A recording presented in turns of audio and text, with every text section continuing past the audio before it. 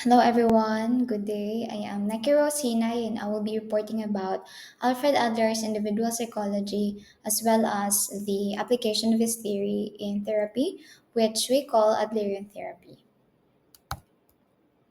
So, Alfred Adler focuses on meaning, goals, purposeful behavior, conscious action, belonging, and social interest. Although Adlerian theory accounts for present behavior by studying childhood experiences, it does not focus on unconscious dynamics because his theory does not focus on the past or a deterministic view of humanity, but he view humans as capable or future-oriented yung theory niya. Though his theory is still part of psychodynamic approach, which talks or which focuses on the past experiences of the individual, some parts of his theory or is still capturing the idea of looking back at the past experiences of an individual where in fact often these aspects of his theory often replicate in the original family in many respects, which enables clients to re-experience conflicts um, that originated in their family. Diba? In psychodynamic approach, they emphasize that our relationship with our primary caregivers and also in our family often reemerges in our future or present relationships. And so this concept or this dynamic is also present in Alfred Adler's theory of individual psychology. Whenever we talk about Alfred Adler, um, one of the things that he always emphasized in his theory is that inherent feelings of inferiority initiate a natural striving force toward achieving a higher level of mastery and competence in life. And he also see people um, who are primarily social beings, influenced and motivated by societal forces. Human nature is viewed as creative, active, and decisional. So, unlike Sigmund Freud's psychoanalysis, his theories somehow in opposite of that. Instead of a deterministic view, he view human as capable of changing their life or through active or through using their freedom to have or to make active decisions. His theory is actually this inherent feelings of inferiority is actually um, influenced by Alfred Adler's personal experiences. Alfred Adler's childhood experiences, especially the feelings of helplessness, where he witnessed the death of his siblings, and he also had struggles with Freud in the family. The name of his elder brother is Sigmund Freud, and he also had a, a tension between Sigmund Freud, the father of psychoanalysis. So there's the dynamics within their family, especially with his elder brother Sigmund Freud's, also replicates or reemerged in his relationship with Sigmund Freud, who is the founder of psychoanalysis.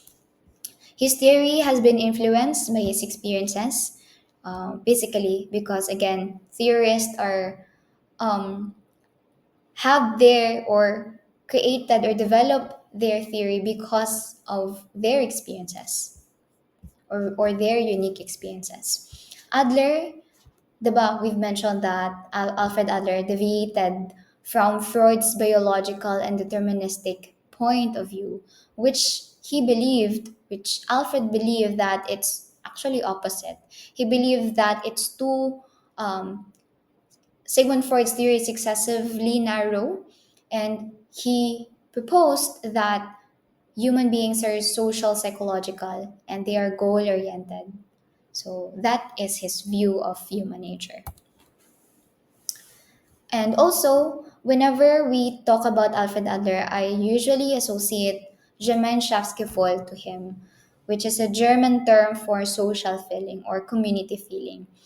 Adler suggested that social interest and compassion could be the cornerstones of human motivation. He emphasized that the importance of social interest and community feeling is central to human development. When we say social interest or Gemeinschaftsgefühl, again, it's the person's deep or individual's deep um, interest in furthering the welfare of others, and by which uh, this action should be judged or humans should be judged according to social interest. And on top of that, collaborating and cooperating with one another as individuals and communities can progress to benefit society as a whole. So basically, Alfred Adler's theory is more of like collectivistic and kind of opposite with Sigmund Freud's like deterministic and individualistic view of humans. So we also have the basic assumptions in Alfred Adler's individual psychology. First, the one dynamic force behind people's behavior is the striving for success or superiority. So this one dynamic force behind people's behavior is what we have also mentioned earlier or in the previous slide, the inherent feelings of inferiority that initiates someone or the person to naturally strive toward achieving a higher level of mastery and competence of life.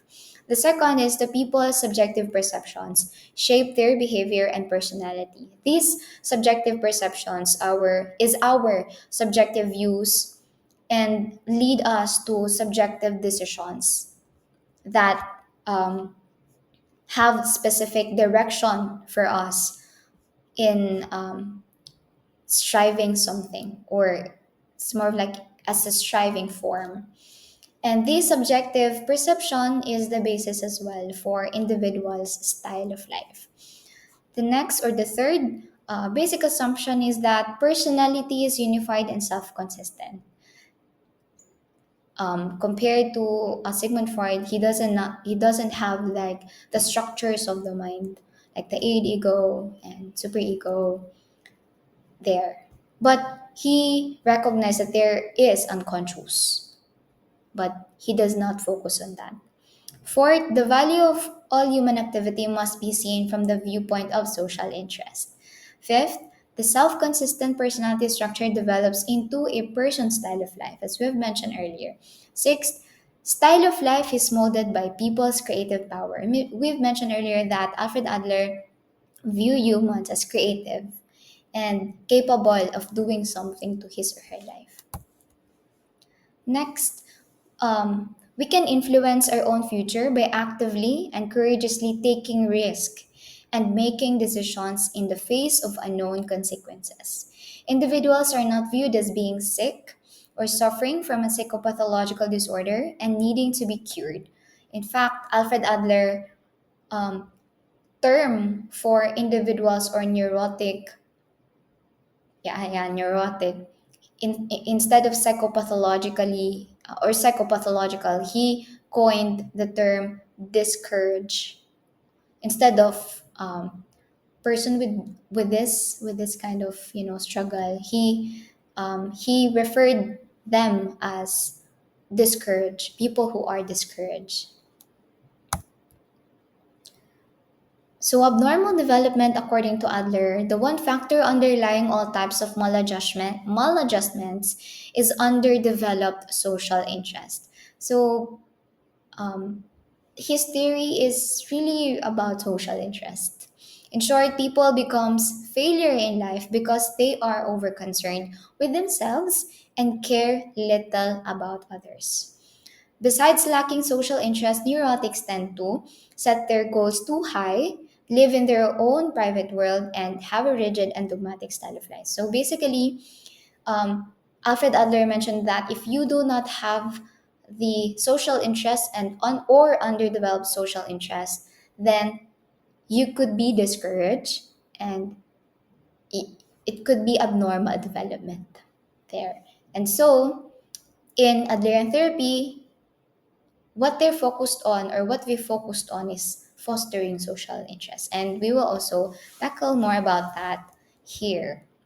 So, individual psychology into practice, which is Adlerian therapy. Actually, this theory is also his theory. I've also incorporated um, um, application of his theory in the group process. So first, the therapeutic goals of Adlerian counseling or Adlerian therapy is that to cultivate the client's desire to contribute to the welfare of others, to enhance his sense of identification and empathy with others, and lastly, to enhance a sense of belongingness with clients. So basically, the very main theme of this therapeutic goal is to really foster a social interest or facilitate a sense of connectedness with others. So, how to foster a democratic climate in Adlerian therapy? Diba? Adlerian therapy focuses on the creative power of the individual, that um, we are responsible of our actions. In fact, Alfred Adler mentioned in his theory that we are endowed, or people are endowed with certain abilities, and the environment gives us the opportunity to enhance those abilities.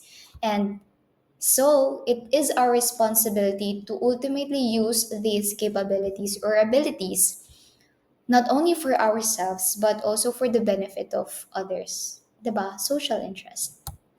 So in Adlerian therapy, how do we foster a democratic or collaborative um, climate?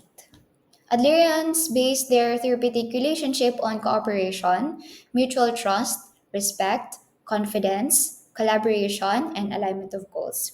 The therapy's inclined is collaborative and is characterized by working towards specific and agreed upon goals. So when we say agreed upon goals, the client and therapist typically discuss and decide upon all the process leading to and including the termination. So we can, if we will analyze this statement, there is an egalitarian therapeutic alliance. The therapists um, do not find the solution for the client, but the client will have or will utilize his abilities or capabilities to rise above his struggles by having a creative decisions from that. And there, but clients and therapists should have an alignment of goals or agreed upon goals to have a common frame of reference from which to assess the outcomes of therapy, of course. Next, Adlerians are not bound to follow a specific set of procedures. Rather, they can tap their creativity by applying those techniques referred to as technical eclecticism that they think are most appropriate to each and unique client. So, diba, we've mentioned from the previous slide that Alfred Adler view humans as creative, have this creative power. And so it's not only applicable to the clients but also to Adlerian therapists. So Adlerian therapists do not really have the rigid steps to really guide or have in a counseling session, but they use a creative, technical eclecticism. When we say eclecticism, incorporating techniques or yes, techniques in helping the client. But these techniques are more of like, um, how do you say this? Tailored fit to the client, or like, diba tailored fit, it should be aligned with the client which has unique experiences there. The techniques or the approach focuses on the unity of the person. Diba? One of the basic assumption of Alfred Adler's theory is seeing the individual as unified and self-consistent. So the approach also focuses on the unity of the person, on the understanding the individual's subjective perspective, and on the importance of life goals that give direction to behavior. So some of the specific techniques Adlerian therapists employ are attending, providing both confrontation and support, summarizing, suggestion, offering encouragement, because one of the maladjustment there or the struggle of the individual is the discouraged, is being discouraged rather than with psychopathology. He referred someone as being discouraged. So, their therapists offer encouragement, assisting clients in searching for new possibilities and homework assignments.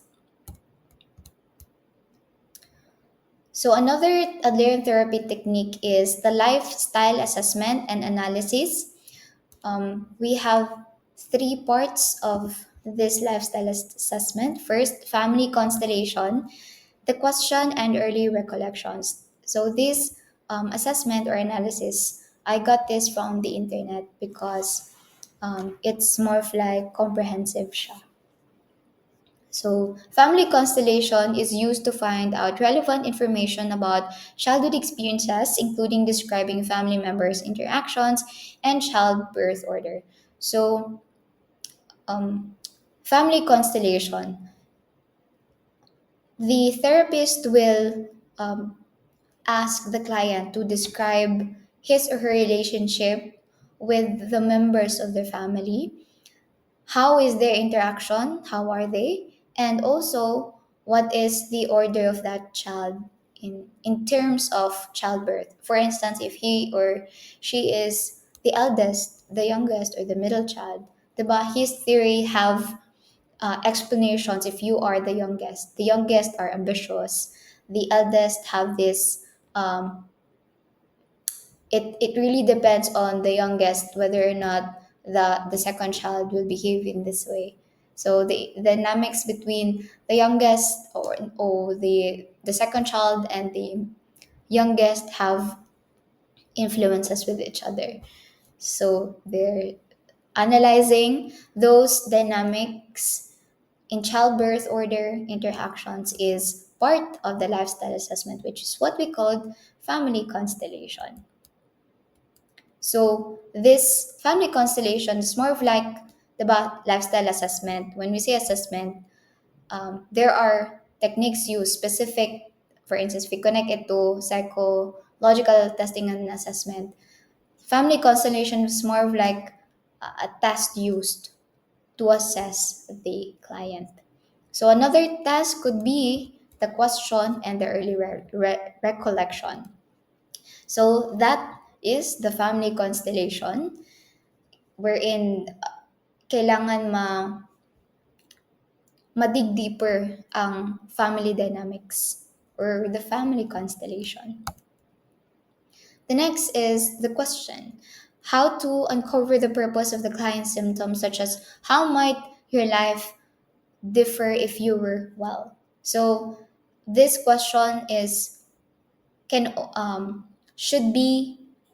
should foster the client's insight and allow him or her to reflect on that question and to have or eventually have the idea or will influence or ignite his creative power to make decisions.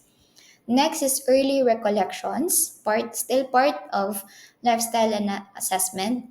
Rather than reflecting on the past, the earliest recollections, questions are there to forecast the future. So, is the individual giving or taking alone or with others? What emotion do they use? So, the sample that I've got on the internet or I've seen on the internet is that by age of 8, the client recalled something or significant experience on that specific age of his or hers. The next, very specific, age 8, age 9, all of the things that the client could possibly um, recollect or retain. It's early recollection, so it will more of like recalling the past experiences. Ganun. Adlerian group therapy techniques. So here, Adlerian group therapy, I got this from Corey. So the key technique there is interpretation, where group counselors Involve the leader addressing members' underlying motives for behaving the way they do in the here and now. Interpretations are open ended presentations of clinical hunches. Hypotheses can be explored in group sessions. Could it be that your frequent reaction of feeling ignored in this group has something to do with being unnoticed by your family when you were a child? So, this question or this phrase is not putting or plotting something directly to the experience of the client, but stating it in a hypothesis format or like a clinical hunch, because it's not diba we tackled previously in the past in the last session that we should not directly plot something to the client, but it should be in a hypothesis. Adherent therapy has a psychoeducational focus, a present and future orientation, and is a brief or time limited approach. This is another key factor that differentiate Alfred Adler's theory, because between Alfred Adler and Sigmund Freud, because Sigmund Freud's psychoanalysis would take a lot of time to have to finish the therapy. But in Adlerian therapy, it's a brief or time limited approach. Multicultural applications of Adlerian approach or theory. Adlerian practitioners are flexible in adapting their interventions because, again, Alfred Adler's theory is focuses on the creative power not only to the clients but also to the therapist. Interventions to each client's unique life situation. So the approach has a psychoeducational focus, a present and future orientation, and is a brief, time limited approach. All of these characteristics make the Adlerian approach to group counseling suitable for a while. So, Adlerian therapy is suitable for a multicultural or culturally diverse clients. So, Adlerian approach to group counseling is suitable for working with a wide range of client problems. So, according to Alfred Adler, every human being strives for significance, but people always make mistakes if they do not recognize that their significance lies in their contribution to the lives of others. So, that is social interest. And these are my references. Thank you so much for listening.